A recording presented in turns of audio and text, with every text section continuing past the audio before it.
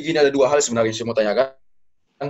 Yang pertama itu kan kalau teman kita Islam kan ada menamakan Asmaul Husna, katanya ada mereka tahu 99 nama Allah. Bagaimana dengan kita? Bagaimana dengan kita? Ada berapa nama mengenai Tuhan ini? Selain dari kan ada nama Adonai Sefaot, Adonai Sama, Adonai Milkhamah dan sebagainya gitu. Nah, Okay. yang kedua yang saya tanyakan kan ada tadi referensi dari Bu Rita yang mengenai gereja Wittenberg yang tempat Martin Luther berkhotbah itu memang berisinya sangat rasis. Yang apa namanya Judensau tadi. Saya baru tahu Bu kalau Martin Luther seperti itu, rupanya seperti itu. Itu apa namanya? Itu reaksi, apakah itu reaksi Martin Luther atau misalkan saya reaksi karena orang Yahudi seperti itu, akhirnya Martin Luther jadi seperti itu. Ya, dua itu aja, Bu. Dua itu dulu. Baik. Martin Luther ya, yang terakhir. Saya harus catat supaya nanti saya nggak lupa. Yang pertama, ya kalau orang Muslim itu mengenal Asmaul Husna, ya, kita juga mengenal banyak sekali nama Tuhan. Ya. Nama Tuhan itu ada banyak sekali. Nah, kalau Anda nanti punya waktu, nanti Anda ketik Google ya, nama Allah, ya studi kata, terus dikasih belakangnya sarapan pagi. Nanti Anda ketemu studi kata nama-nama Allah. Nah, nama-nama Allah itu ada banyak sekali ya. Yang pertama tentu saja Adonai, ya, itu juga nama Allah.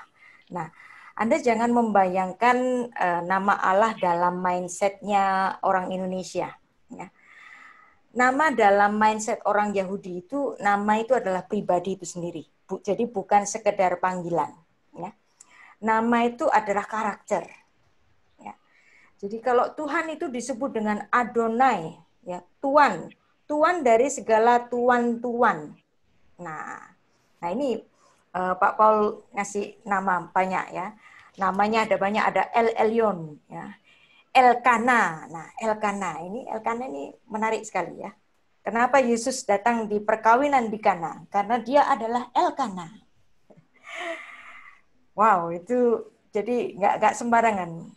Ada banyak sekali intertekstualitas tadi ya, antara perjanjian lama dan perjanjian baru. Ini ada Elkana. Keren sekali namanya itu. Nah, selain dari Adon, itu ada nama Eloah ya. Eloah itu adalah bentuk asli dari Elohim. Nah, Elohim itu adalah Eloha yang diberi akhiran im, ya, bentuk plural. Nah, bentuk singularnya itu Eloah. Nah, konstruk dari Eloah ini El. Nah, Anda tadi ada Adon, Adonai, Eloah, El, Elohim. Nah, dari El ini nanti ada nama-nama Tuhan. Banyak sekali, ada El Roy, ya Kejadian 16 ayat 13, ada El Shaddai, ada El Olam, ya, El Betel, ya, El Kana, El Rahum Fechanun, nah, El Haneemah, El Hayim, ya, El Hakavot, El Emet, terus ya, dan bahkan ada nama itu Sur. Apa itu Sur? Sur itu adalah gunung batu. Gunung batu itu nama Tuhan. Sur. Ya, Sur. Nah, itu juga nama Tuhan, ya. Sekalipun dagingku dan diriku habis lenyap, gunung batuku. Nah, kata gunung batu ini bukan gunung batu maksudnya. Dia menyebut Tuhan itu dengan nama Sur, gunung batu. Nah, terus tentu saja nama yang paling favorit, ya, nama suci baginya adalah Yud-He-Vav-He. 4 huruf suci itu. Nah, dari nama Yud-He-Vav-He itu ada juga gelar-gelar yang nyambung dalam gelarannya Yud-He-Vav-He itu, misalnya Adonai Sefaot. Tadi kita sudah sering sebut. Adonai Rofecha. Adonai apa lagi? Adonai Ori, Adonai Kefodi, Adonai Syamah, Adonai Bore. Ya, Adonai Bore itu Adonai Sang Pencipta. Banyak sekali namanya. Terus terus ada banyak sekali julukan kepadanya, Hakodes Barukhu, yang kudus terpujilah dia. Itu ada banyak sekali dalam literatur Yahudi. Nah, kemudian Yud-He Vav-He ini ada konstruknya, ya. Kalau misalnya Eloah konstruknya adalah El, ya, konstruk dari Yud-He Vav-He itu Yah, ya. Tapi bukan Yahweh, ya, Yah. Nah, itu konstruk dari Yud-He Vav-He. Terus kemudian ada lagi Kedosh Israel. Dalam Perjanjian Baru, ya, nama-nama Tuhan ini dikenal dengan Theos, Kurios, ya, Kurios Pantrokator, dan banyak sekali. Jadi ada banyak sekali nama Tuhan. Nama Tuhan bukan satu saja. Dan nama itu bukan sekedar panggilan, tetapi nama bagi orang Yahudi itu karakter. Dan nama itu adalah pribadi itu sendiri, seringkali. Nah, yang kedua itu mengenai Martin Luther. Ya, Anda bertanya dari mana? Kenapa kok sampai ada sikap rasis kepada orang Yahudi? Bahkan itu dilakukan oleh seorang bapak reformator. Ini pasti ada latar belakangnya. Makanya, ya, saya sangat tertarik dengan tulisan ilmiah dari Pak Rudi Simorangkir yang mengatakan orang Kristen itu seperti maling kundang. Nah, Anda tahu cerita maling kundang, ya? Anaknya itu memaki-maki ibunya, tidak mengakui ibunya, terus kemudian ibunya ngapain? Ibunya ngutukin anaknya, dan itulah yang terjadi, ya.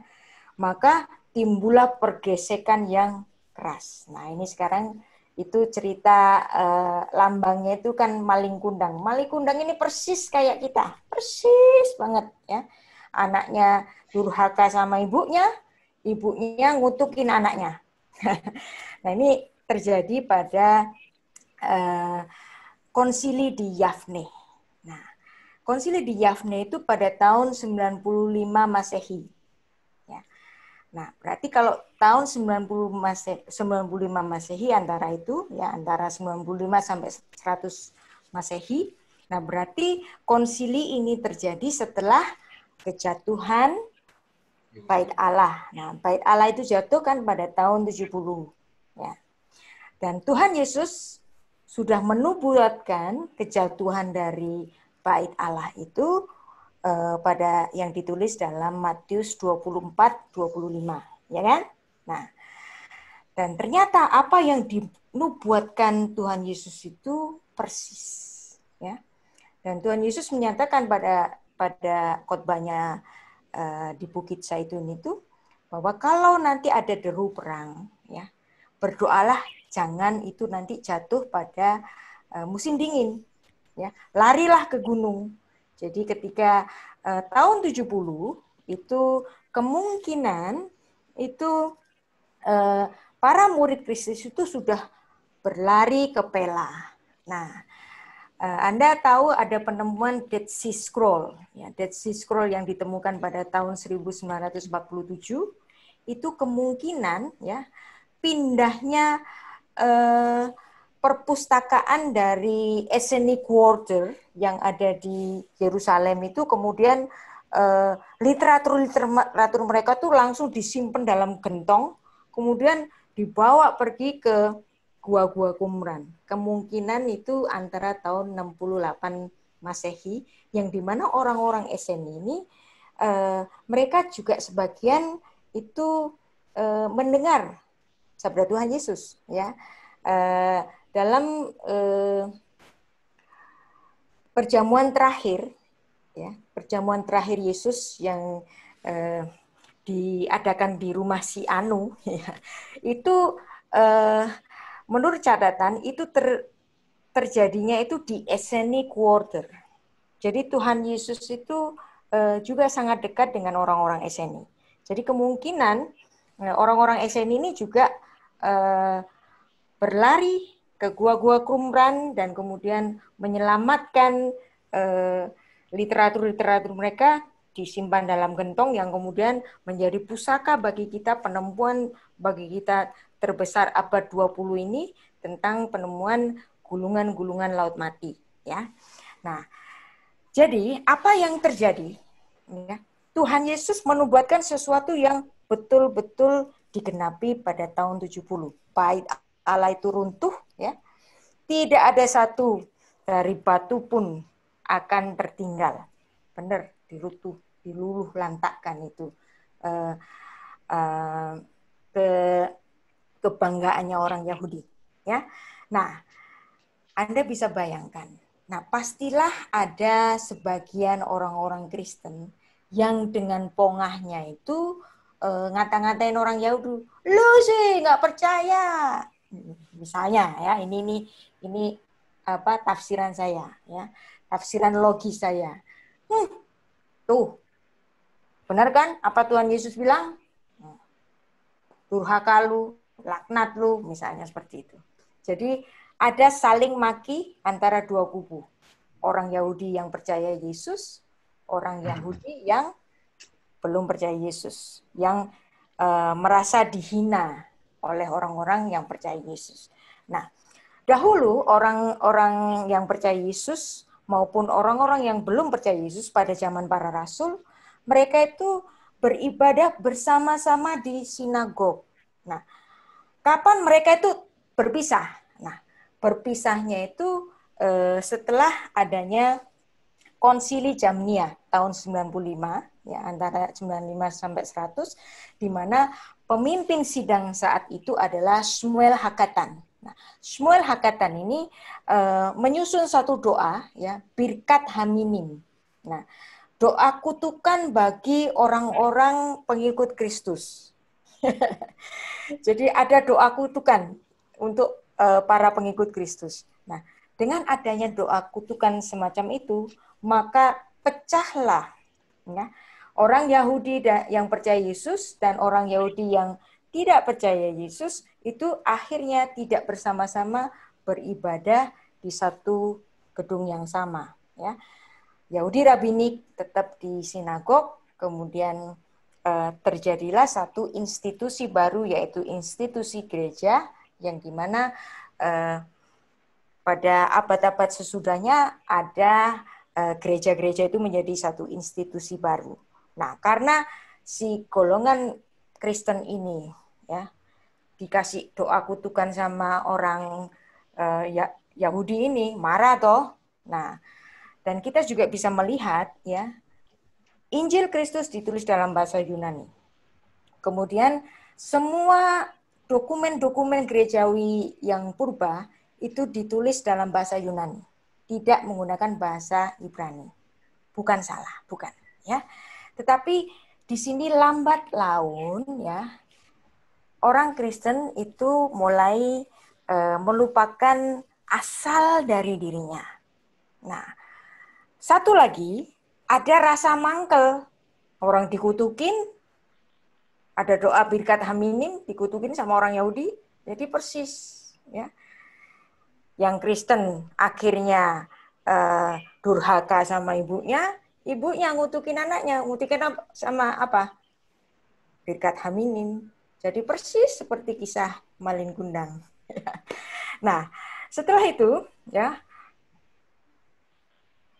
abad demi abad dan seterusnya sampai ada perang salib, ya, perang salib, dan kemudian ada skisma besar, ya, tahun 1054, ya, dan makin lama orang Kristen itu meninggalkan nafas Semitik dari Alkitab. Nah, pada sejak dari Luther itu kemudian kitab-kitab itu kan diterjemahkan, praktis orang Kristen tidak mempelajari lagi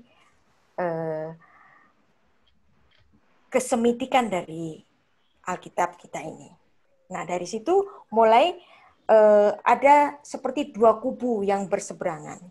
Yang Kristen melupakan akarnya, ya, yang Yahudi juga jalan sendiri, dan mungkin juga masih ada semacam gesekan dan friksi-friksi, dan mungkin juga orang Yahudi ini greget no. Nah, itu juga mungkin.